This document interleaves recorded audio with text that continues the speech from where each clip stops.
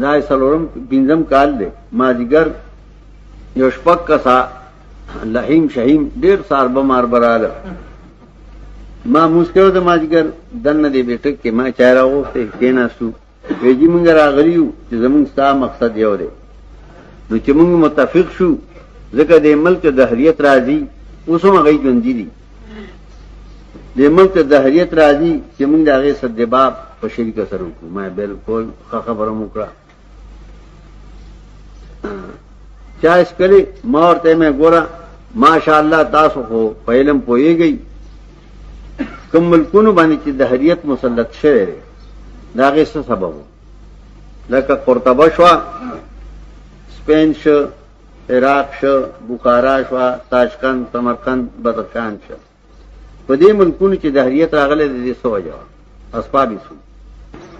تاسو تاریخ مې لوستل سره کنه غلی شو مې داغه اسباب داو چې په عمل کې لومبیا د صحابه بدګماني شروع شو چې صحابه دنیا د پر جنگونه کړی دي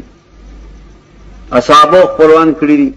نو هغه ملکونو کې تاسو تاریخ مې لوستل چې هغه ملکونو کې اول د صحابه بد شروع شو کله چې د صحابه بد پزړو کې خواري شو نو خلق د اسلام نه بدل شو چې دا خود په مفسدانو دین دي نو د حریت تیار شو زمون ملک مه یو سړی پیدا شوی دی چې هغه د صحابه بد شای کوي او د حریت تلار امواري چې هغه ته مودودي وایي نو موږ له پکار دادی چې اول غلار بند کړو دا سړی د دکو ویجی موږ هغه پاکیده نه مې زمام دا عقیده چې تاسو په پاکیده نه خو یو خبره کوم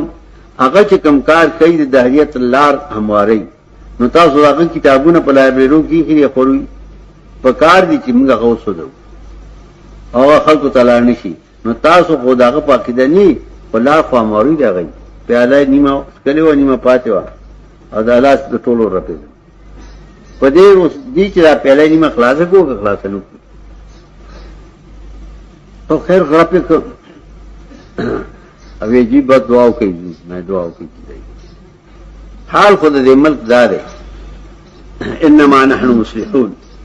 منګه جماعت اسلامی او اسلام راولو دا تاسو نه کوي چې اسلام کو تاسو ختم کړ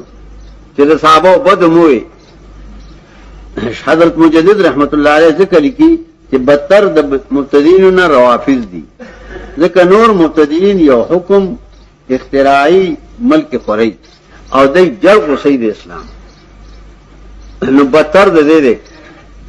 امریکا روپے رالیږي مهاجرانو لا $4 $3 دروازه نسولی و نصف لک اداوی من سر جماعت اسلامی امداد ستاسو خو خور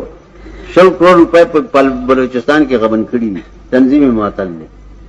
تاسو مال خو غوي خور خدای تاسو چې زار ور کوي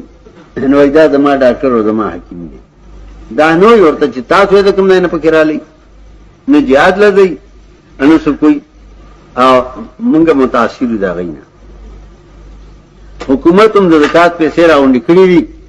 او د روافض مدرسو د تایید ورکړي دا زکات ته وایي